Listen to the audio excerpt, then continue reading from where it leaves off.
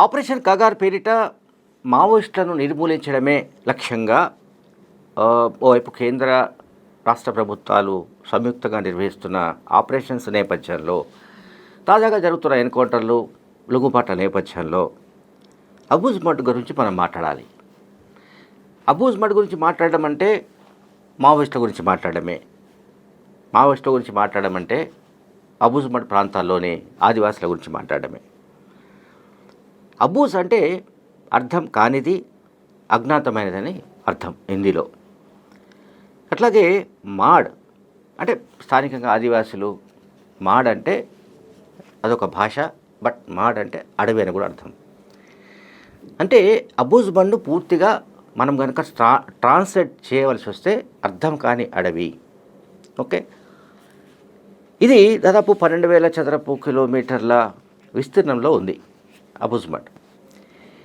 And Abujh mud గురించి చెప్పాలంటే ఇది ఎక్స్క్లూడెడ్ ఏరియాగా ఉంది రెవెన్యూ రికార్డ్స్లో. అంటే అక్కడ రెవెన్యూ పరమైన సర్వేలు జరిగిన దాఖలాలు లేవు.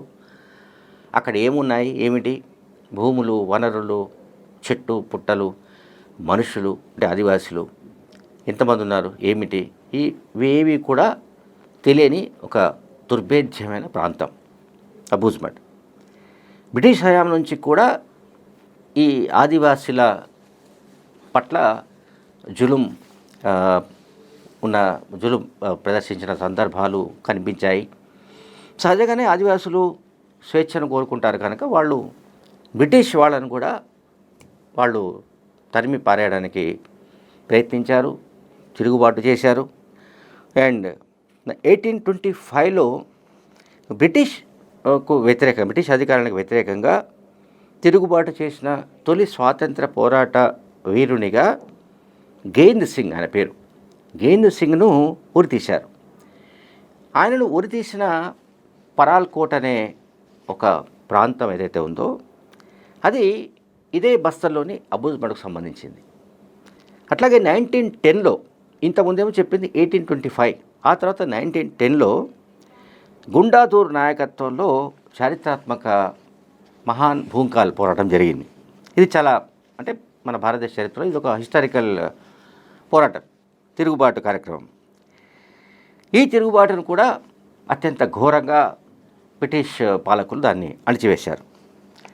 అండ్ బ్రిటిష్ ప్రభుత్వం అబూజ్ మడ్ను 1930లోనే ఎక్స్క్లూడెడ్ ఏరియా అంటే ఏమిటి, ఎక్స్క్లూడెడ్ ఏరియా అంటే మన ఇండియన్ మ్యాప్లో కూడా అక్కడ ఏముంది ఏంటి అనేది ఎవరికీ తెలియని ఒక ప్రదేశం కనుక అది ఎక్స్క్లూడెడ్ ఏరియాగా దాన్ని రిజర్వ్ చేశారు.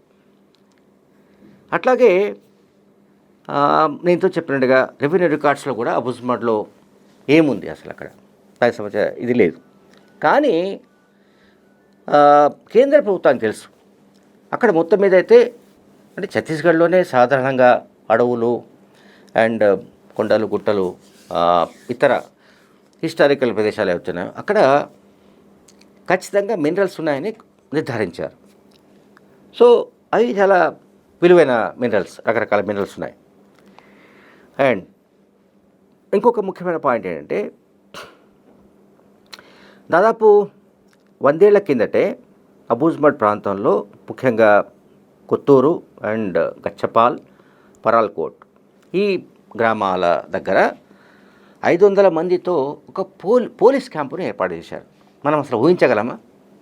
అబూజ్ మడ్ గురించి మనం ఇప్పుడు మాట్లాడుతున్నాం, కానీ అబూజ్ మడ్ 100 ఏళ్ల క్రితమే బ్రిటిష్ వాళ్ళకి తెలుసు, మన కేంద్ర ప్రభుత్వానికి తెలుసు. అంటే స్వాతంత్రం వచ్చిన తర్వాత కూడా అబూజ్ మడ్ ఎక్స్క్లూడెడ్ ఏరియాగానే ఉంది. ఇది చాలా ఇంపార్టెంట్ పాయింట్.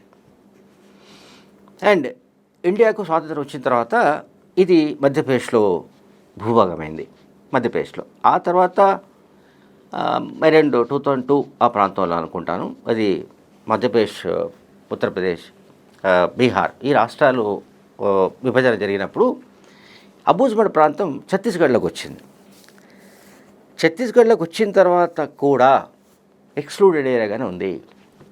ఇది చాలామంది మాట్లాడలేదు. ఎక్స్క్లూడెడ్ ఏరియా అంటే ఏమిటి, అక్కడ అట్లా ఎందుకు పెట్టారు, బ్రిటిష్ వాళ్ళు ఎందుకు పెట్టారు, ఇండియన్ గవర్నమెంట్ ఎందుకు పెట్టింది, ఛత్తీస్గఢ్ రాష్ట్రం కూడా అక్కడ ఎందుకు సర్వేలు నిర్వహించలేకపోయింది అంటే మళ్ళీ కారణం వచ్చి మావోయిస్టులని చెప్పడానికి వాళ్ళు ప్రయత్నిస్తారు. ప్రస్తుతం ఇది అబూజ్మండ్ వచ్చేసి ఓర్షా నారాయణపూర్ బ్లాక్లో ఉంది, బ్లాక్ పరిధిలో.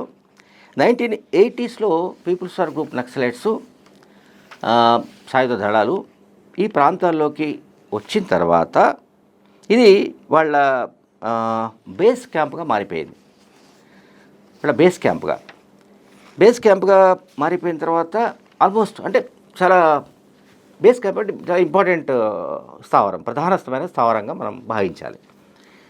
ఈ మధ్యకాలంలోనే బహుశా ఈ ఏడాదిలోనే మనం గమనిస్తే కేంద్ర ప్రభుత్వ బలగాలు అండ్ ఛత్తీస్గఢ్, మహారాష్ట్రకు చెందిన సాయుధ భద్రతా బలగాలు, వెదర్ ఇట్ ఈస్ సిఆర్పిఎఫ్ లేకుంటే ఇండో టిబెటన్ బార్డర్ పోలీస్ అంటాం మనం, ఐటీబీపీ కానీ సిఆర్పిఎఫ్ ఇతర బలగాలు ఏవైతే ఉన్నాయో ఆ బలగాలు మావోయిస్టు పార్టీకి సంబంధించిన చాలా విషయాల్ని కనుక్కున్నారు. మావోయిస్టు పార్టీ అక్కడ ఏర్పాటు చేసుకున్న ఆయుధ కర్మాగారాలు, అంటే సొంతంగా ఆయుధాలని తయారు చేసుకునే కర్మాగారాలు, అవి రాకెట్ లాంచర్స్ కావచ్చు, లేకపోతే ఇంకా ఇతరత్ర ఆధునిక ఆయుధాలు కావచ్చు. వాటితో పాటు కొన్ని బంకర్లను కూడా వాళ్ళు కనుక్కున్నారు, ఈ బలగాలు కనుక్కున్నాయి. ఈ బలగాలు ఎప్పుడైతే గడిచిన ఏడాది కాలంగా అంటే అమిత్ షా మావోయిస్టు పార్టీ రహిత భారతదేశం ఏర్పాటు చేస్తామని ప్రకటించాడో, 2026 మార్చి 31 కల్లా మావోయిస్టులను అంతం చేస్తానని ప్రకటించారో, అప్పటి నుంచి ఉధృతంగా ఈ అణచివేత కార్యక్రమాలు జరుగుతున్నాయి, ఉధృతంగా ఎన్కౌంటర్లు జరుగుతున్నాయి. ఈ ఎన్కౌంటర్లు జరపడానికి ప్రతి 3 కిలోమీటర్ల దూరంలో ఒక పోలీస్ క్యాంపును ఏర్పాటు చేసిన సంగతి చాలా సందర్భాల్లో మాట్లాడుకున్నాము. అట్లాగే గతంలో మహేంద్ర కర్మ, అక్కడి కాంగ్రెస్ నాయకుడు ఛత్తీస్గఢ్లో, అతను ఈ పీపుల్స్ వార్ నక్సలైట్లకు వ్యతిరేకంగా వీళ్ళను అణిచివేయడానికి అంటే వీళ్ళను కట్టడి చేయడానికి ఆదివాసులతో కూడిన సల్వాజుడం అనే ఒక ప్రైవేట్ సైన్యాన్ని ఏర్పాటు చేశాడు. దాంతో అనేక గ్రామాల్లో హింసాత్మక ఘటనలకు కూడా మహేంద్ర కర్మ ప్రైవేట్ ఆర్మీ పాల్పడింది. ఆ తర్వాత సుప్రీంకోర్టు సల్వాజుడంను రద్దు చేసిన సంగతి మనందరికీ తెలుసు.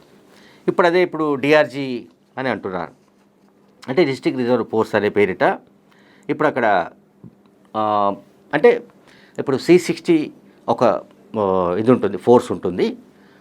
అండ్ ఐటీబీపీ, సిఆర్పిఎఫ్, ఇతర సాయుధ భద్రతా బలగాలు, పారామిలిటరీ బలగాలు, వీటితో పాటు ఆదివాసులతో కూడిన డిఆర్జీ కూడా ఏర్పాటు చేశారు. అంటే డిఆర్జీలో డిస్ట్రిక్ట్ రిజర్వ్ గార్డ్స్ అనే ఏదైతే చెప్తున్నామో, డిఆర్జీలో మొత్తంగా ఎక్కువ మంది ఆదివాసులను రిక్రూట్ చేసి వాళ్ళ ద్వారా ఈ మావోయిస్టుల కార్యకలాపాలను అణిచివేయడానికి వాళ్ళు పూనుకున్నారు. ఆ పని జరుగుతోంది. సో నౌ ఇప్పుడు కరిగుట్టల ప్రాంతంలో జరిగిన ఏదైతే దాడులు ఉన్నాయో, భద్రతా బలగాల దాడులు, దాన్ని ఆపరేషన్ బ్లాక్ ఫారెస్ట్ అని దానికి పేరు పెట్టే సంగతి మనకు తెలుసు. ఇప్పుడు ఇక మావోయిస్టు పార్టీకి సంబంధించిన నెట్వర్క్ ఎప్పుడైతే దెబ్బతింటూ వస్తున్నదో, మావోయిస్టు పార్టీకి సంబంధించిన రెడ్ కారిడార్ ఎప్పుడైతే దెబ్బతింటూ వస్తున్నదో, మావోయిస్టు పార్టీకి సంబంధించిన పలువురు నాయకులు ఎన్కౌంటర్లలో చనిపోతూ వస్తున్నారో, అనేక మంది లొంగిపోతూ వస్తున్నారో, ఈ నేపథ్యంలోనే ఐటీబీపీ అంటే ఇండో టిబెటన్ బార్డర్ పోలీస్, ఇతర దళాలు ఈ ప్రాంతంలో ఒక స్ట్రాటజిక్ బేస్ను ఏర్పాటు చేసుకున్నాయి. దీన్ని ఏమంటారంటే మామూలుగా అంటే ఈ వ్యూహాత్మక స్థావరాలు, సైనిక స్థావరాలు. సాధారణంగా సైనిక స్థావరాలు ఎక్కడ ఏర్పాటు చేస్తారు? దేశ సరిహద్దులో ఉంటాయి. కానీ అబూజ్బండ్ను కూడా మావోయిస్టు పార్టీ ఎప్పుడైతే విముక్తి ప్రాంతంగా గతంలో ప్రకటించిందో, అక్కడ జనధన సర్కార్ పేరిట సమాంతరంగా అంటే ప్రభుత్వం వెళ్ళలేని చోటికి మావోయిస్టు వెళ్ళి అక్కడ సమాంతర కార్యకలాపాలు ఏవైతే పోటీ ప్రభుత్వాన్ని నడిపిస్తూ వచ్చారో, ఇప్పుడు అక్కడ పెద్ద ఎత్తున బేస్ క్యాంప్స్ ఏర్పాటు చేశారు. బేస్ క్యాంప్స్ ఎవరివి? పోలీసులకు సంబంధించినవి. ఐటీబీపీ కావచ్చు, సిఆర్పిఎఫ్ కావచ్చు, ఇటువంటి వాటికి సంబంధించిన బేస్ క్యాంపుల్ని వాళ్ళు ఏర్పాటు చేశారు. సో ఇదంతా నేను ఎందుకు చెప్తున్నానంటే, అబూజ్మడ్ అసలు ఎక్స్క్లూడెడ్ ఏరియాగా ఎందుకు పరిగణించారు? అటువంటి ఎక్స్క్లూడెడ్ ఏరియాలో మావోయిస్టులను పూర్తిగా తుడిచిపెట్టి అక్కడి నుంచి పూర్తిగా వాళ్ళను బయటకు తరిమేసి, లేకుంటే ఎన్కౌంటర్లు చేసి అక్కడ మళ్ళీ భారత ప్రభుత్వం ఉంది అని చెప్పడానికి ఒక ప్రయత్నం జరుగుతున్నట్టుగా మనకు కనిపిస్తోంది. Thank you very much.